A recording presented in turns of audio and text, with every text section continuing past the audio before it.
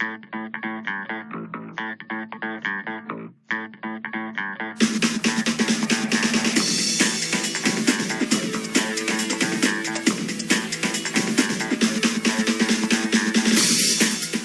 you for your time. We're now coming up to Rich Dad's 10 Steps of Financial IQ, and we're now going into lesson number 1. The way this works is you just watch this DVD. It'll probably go maybe 15, 20 minutes at the most. Then I'm going to ask you to discuss amongst yourselves. The reason we ask people to discuss, again, goes back to the cone of learning, which is how we learn, and is participate in a group discussion. As you know, 2 minds are better than 1 except in school. And as I always say, if I had discussion in school, it was called cheating. And in real life, it's called cooperation. And that's how I learn the most, because everybody has a different point of view that you can listen to and different take on something. So that's why I like participatory learning, and schools don't like it. So in big picture number 1, what I do, I'm going to take a lot of the sacred cows of the middle class. And what I mean by the sacred cows of the middle class is they say, my poor dad always said, go to school, get good grades, get a safe, secure job, save money, live below your means, invest in mutual funds, and diversify. And the only thing I really hated about that is that I don't like living below my means.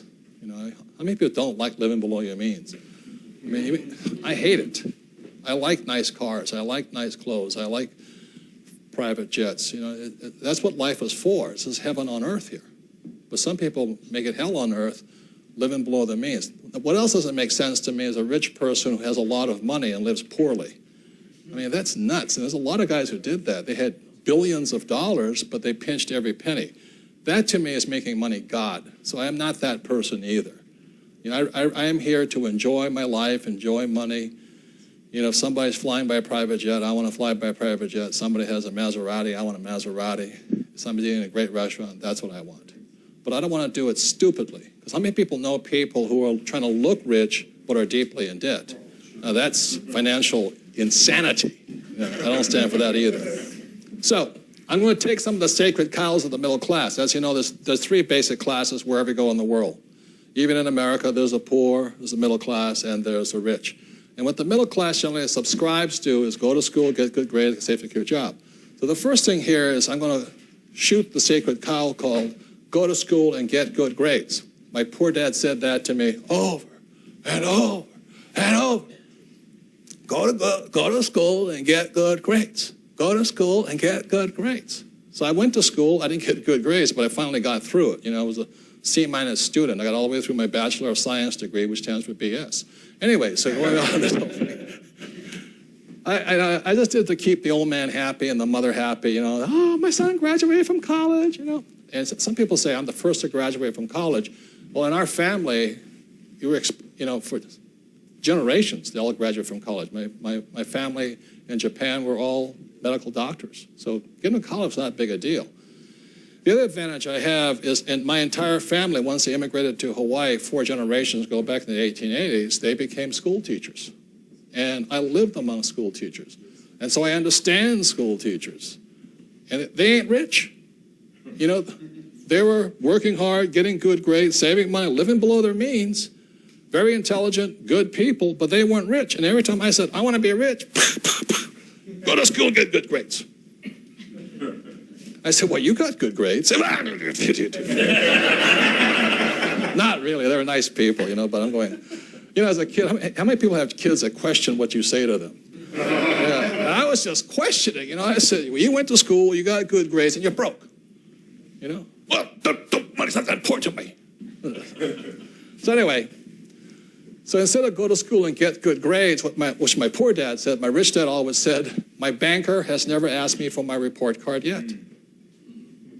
Okay, so here I am again, this young kid. I was having trouble in high school. I flunked out when I was 15 and 17. I did graduate, but I flunked out of English because I couldn't write. Now, it's ironic, I've been on the New York Times bestseller list for over 6 years now as a writer, which proved those school teachers were wrong. But anyway, not really. I really deserved to flunk. It was a good lesson, it was a good wake-up call. When I got to college, I became an A and B student in English, but it was a good wake-up call.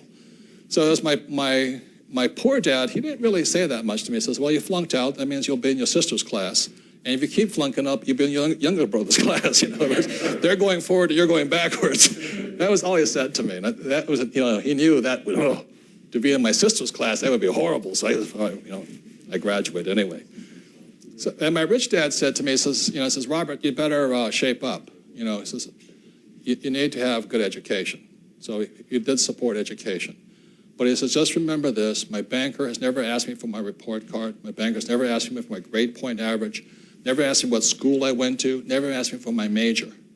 He says, the difference is what your banker asks you for is your financial statement. And the reason the cash flow game was developed was not so much, this is not really the game board, but this is the game board here. And this is my model of a financial statement. Now, your accountant would probably take offense with this, but I had to condense it down. The hard part was making this simple enough so that students, all the financial education is locked inside this game. So in here, you play this game. So this is investing, and this is accounting. Investing, and for many people, it's the most frightening subject on earth. Oh, what if I lose money? What if I fail? I want to put it in a nice, safe, diversified portfolio of mutual funds and lose everything. But I'm happy with it. And this here is accounting. So this is boring, and this is terrifying. And you put the two together, and you have a game. Now, the problem was this game was first played in October of 1996 as a commercial version here, but it went through many incarnations in the development of it. Initially, there was one big game. It was too hard. Nobody could play the game. So I had to keep dumbing it down. That's why we have two games now. We have Cash Flow 101, which is this product right here, and then we have Cash Flow 202, which is another product. Okay, and you'll know more about that, and over the 10 steps, you will be learning how to play both games and some of the information designed into it. So going on in this, the reason my rich dad said my banker hasn't asked me for my report card is because when you look at education, there's three kinds of education. Number one is academic. This is reading, writing, and math. Very, very important, to learn. Okay. Second is professional education. And when I was in high school back in the 60s, if you did well academically, then everybody wanted your son to be a doctor. Today, if you do well in school, they want you to be a pro football player. So anyway, this was my poor dad, he thought this is all you needed to be successful. And it was true back prior to 1970. That was true. This is all you needed. Because back then you could get a job, the company, and they stay there for your life, and there was a pension for you and all this stuff, and you didn't have to know much about finance. Because you work for General Motors, you work for the sugar plantations in Hawaii, or you work for the government. They took care of you. But in 1974, things started to change, and that's when this thing called the ERISA Act was implemented, which today is now known as a 401k. And a 401k was basically the rich way of saying to all employees, we can't afford you anymore. That retirement is too expensive. Your medical is too expensive. So in 1974, the rules changed. Unfortunately, the school systems did not change. School teachers still have a safe, secure job, they have a government pension and all this, so they don't understand why people need the third type of education, which is financial. So the difference here is this here is what my poor dad thought was important, and this is my rich dad. And if you look at Donald Trump, he and I both had rich dads and things like this, but he went on to Wharton Business School to understand finance. I went in the Marine Corps to fly helicopters in Vietnam. It's a different education path. So what the Rich Dad Company is, we're not about this. The Rich Dad Company is here. And that's why the cash flow board game was created, as well as this financial statement. And I'll say it again, this is the rat race. This is where most people are stuck at. They have a job, or they're a doctor or lawyer, invest in mutual funds and try and save money and get out of debt. And this is the fast track. You have to have high financial IQ to be out here and over here. Does that make sense, you guys here? So those are some of the differences. So the reason we create the cash flow clubs is we can have people teaching people. You don't have to go to Harvard. You don't have to go to Wharton. You can, teach yourself and teach others. It's people helping people. That's what it's designed to do. I know some people who are learning this game have more money than me, and I'm glad they're learning. And some people have no money. But the real design of the Cash Flow Club system was to make it available for everybody, whether they had money or not, whether you're deeply in debt or not. And so the Cash Flow Club owners, the people who put this on, their job is simply because they want to help people. You can have no money, sit there and play. Kim and I have been deeply in debt, almost $1 million, so we understand. That's why we have this product over here, is how we got out of debt. It's Kim and I, a real story, how we got out of debt. Donald Trump was in debt nearly $1 billion. So being in debt's not that shameful of a thing. It is shameful if you keep doing the same thing that gets you deeper in debt. Things like this. So we understand. So Rich Dad stands for here, and I'll just show you the basics of financial education. And this here is it. This is income statement and balance sheet. This is income, expense, assets, and liabilities. And when I was 9 years old, my rich dad used to draw for me. He said there are 3 essential reporting forms you must know for your financial intelligence. This is one. This is called an income statement. This is called a balance sheet. And there's one more, and it's called the statement of cash flow. So those are your 3 essential things to know as far as your financial IQ goes. Like I said, 90% of the people don't know about this. Many CEOs, CFOs really don't understand the statement of cash flow. So when you look at this here, which is part of the cash flow game, this is the most important part. Here's your income statement, here's your balance sheet, and here's your statement of cash flow.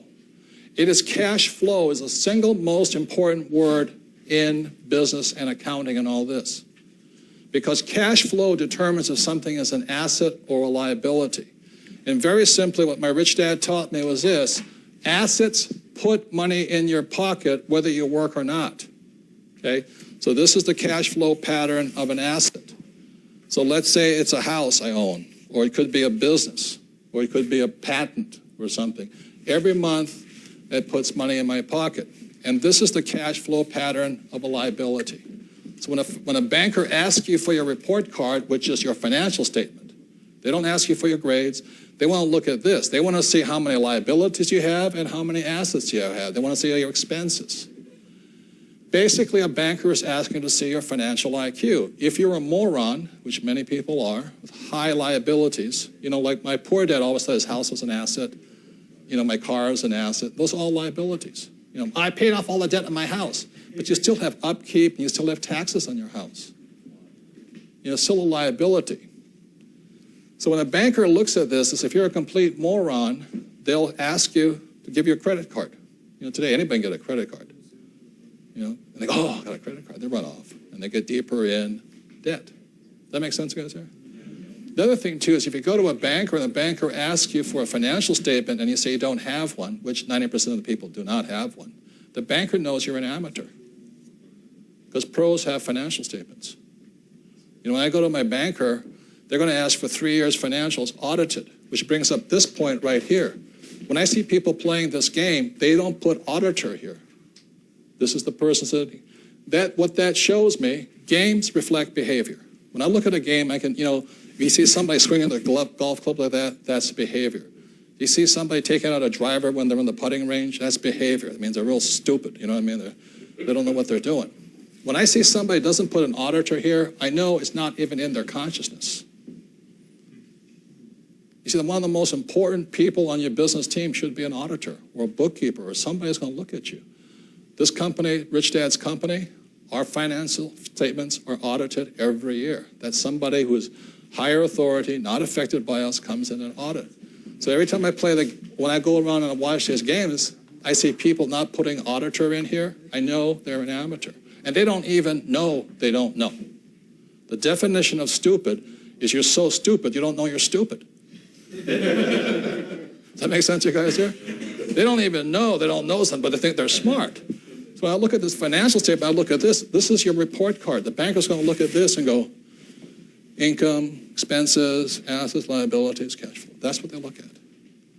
This shows whether you're smart or stupid financially. Does that make sense, you guys here? And that's it.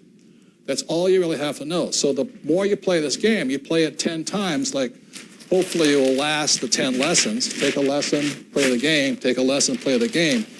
I think this will become more and more clear to you. Like I said, when you look at the cone of learning over here, you're simply in the real experience participating in group. Very smart thing to do. It's unintelligent to just read and listen to lecture. But that's what 90% of the population does. Does that make sense, you guys here? Yes. So that's lesson number 1. That's why your banker does not ask you for your report card, because the banker doesn't care. If you're going to be financially savvy, you need to have a financial statement. You have to know how the numbers work. You have to know the vocabulary and the number. What's the difference between the home mortgages, call it price equities or debt liquidity ratios, and those are more advanced. You'll learn. They want to know how much income, how much expense ratios you have. But that comes later on. Right now, you want to know this and how cash is flowing, and cash flowing reflects right here. That's why the game is called what? Cash flow. Is that clear, everybody here? Yes. Thank you. That's lesson number 1. Now, please discuss amongst yourself for a few minutes the lesson. Keep an open mind. I don't want you to agree or disagree with me. I just want you to hear what I'm saying and then play the game. And at the end of the game, again, have another group discussion and come back for lesson number 2 later. Thank you very much.